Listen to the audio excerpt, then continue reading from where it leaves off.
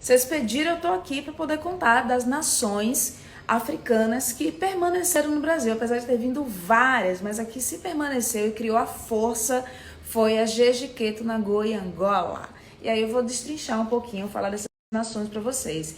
Mas só que essas nações, elas são bem diferentes, parecem iguais, porque veio tudo da África, ok, vieram tudo da África, porém, mas elas são bem diferentes.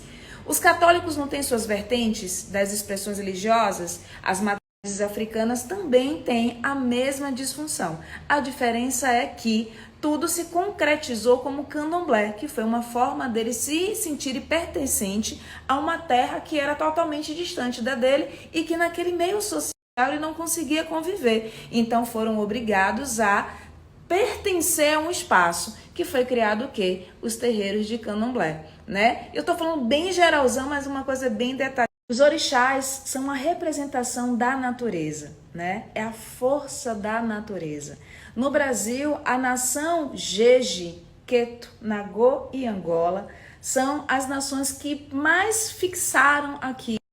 É a Ilha dos Maurícios, que é um lugar belíssimo e que tem bastante cultura lá, como todos os lugares têm.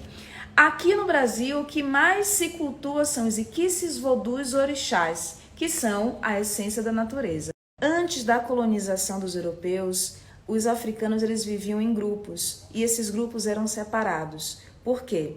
Em tal lugar se cultuava Xangô, em tal lugar se cultuava Oxum, em tal lugar se cultuava Xangô, Ogum, Oxalá. Então, cada aldeia tinha o seu culto ao seu orixá. E aí, quando eles foram trazidos para as Américas e foram dividindo a sua cultura e a sua história pelo mundo, aqui no Brasil, o candomblé, ele teve que fazer um quê? Uma reconexão, se unir, se fortalecerem para que pudesse unir todos os orixás num lugar só. Mas só que aí tinha grupos que não podiam estar muito juntos e aí eles foram separando de acordo ao seu grupo de nação, para que eles pudessem se associar e principalmente cultuar em paz os seus orixás, né? Então foi isso que foi acontecendo nessa questão de você. Bom, Deise, mas como é que juntou esse povo todo? É o seguinte, a gente teve os grupos nagôs, os daomeanos, que são os jejes, tivemos também o povo banto, os islamizados e também o Angola congolês. Isso. Então tivemos esses 5 grupos que conseguiram se permanecer no Brasil e difundir as suas origens, a sua cultura. O povo nagô é de origem sudanesa, né? E eles também são chamados de iorubás, que são encontrados nas nações Queto, Ijexá, Ifã, Nagô, Iguebá, Xambá de Pernambuco e o Batuque do Rio Grande do Sul. Agora é a vez do povo de Daomé, o antigo Beni, que hoje é Daomé. Quem é a origem desse povo? É o povo Fon, Fante, Krumas, o povo Agni, o de Mina, Axante. Eu lembrei da cantora Axante internacional que tava hip hop da década de 90. Aí eu falei, Axante. O pó, nada a ver, mas vamos lá. O povo banto, que estão localizados na subsaariana do Congo. Não, do Congo não, de Moçambique, o Congo é o outro. Que é o quê? É o povo cambinda, é o povo de Angola. Então, assim, essas pessoas, elas foram se juntando com o que a gente chama hoje de candomblé. E cada um foi seguindo a sua turma, seguindo a sua linha, né? Então, já que você trata de vodus, eu vou entrar no vodus. Já que você... Agora é a vez do povo de Daomé, o antigo Beni, que hoje é Daomé. Quem é a origem desse povo? É o povo Fon, Fante, Krumas, o povo Agni do Congo. Não, do Congo não, de Moçambique, o Congo é o outro. Que é o quê? É o povo cambinda, é o povo de Angola. Então, assim, essas pessoas, elas foram se juntando com o que a gente chama hoje de candomblé. E cada um foi seguindo a sua turma, seguindo a sua linha, né? Então, já que você trata de vodus, eu vou entrar no vodus. Já que você tá com o povo, os orixás, opa, eu vou aqui com a galera dos orixás.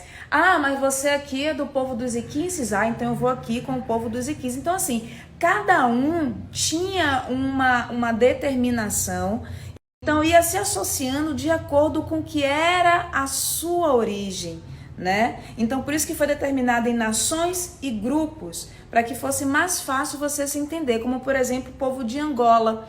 Angola congolês é diferente, o Angola congolês, que era o quê? O povo de Benguela era o povo de Angola. Aí vem os islamizados, que muita gente acha que o candomblé não tem nada a ver com os islâmicos. Por que a gente usa branco sexta-feira?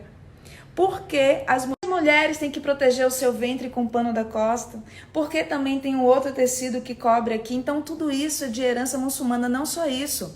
Quando você pede a bênção ao seu pai, que você deita no chão e o pai simplesmente só levanta a mão para poder abençoar você, ou a mãe de santo também. Então tudo isso, pedir a bênção, receber a bênção, respeito ao mais velho, tudo isso são heranças islâmicas que a gente adquiriu dentro do terreiro de Candomblé.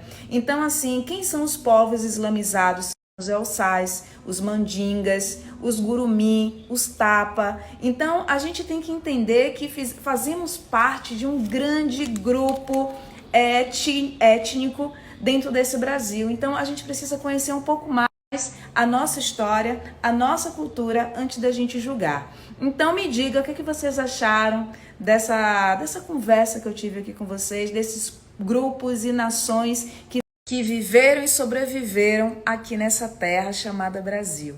E sempre em comunhão com os índios, porque todo terreiro de candomblé que tem jeje, que tem Angola, desce um caboclo. E isso é muito interessante, essa união não só da sobrevivência e também da historicidade da sua vida, da sua cultura, mas também você permitir que outras culturas oprimidas se juntem a você, para poder ganhar força nessa vida espiritual, que é muito bonito, porque sozinho ninguém vence nada.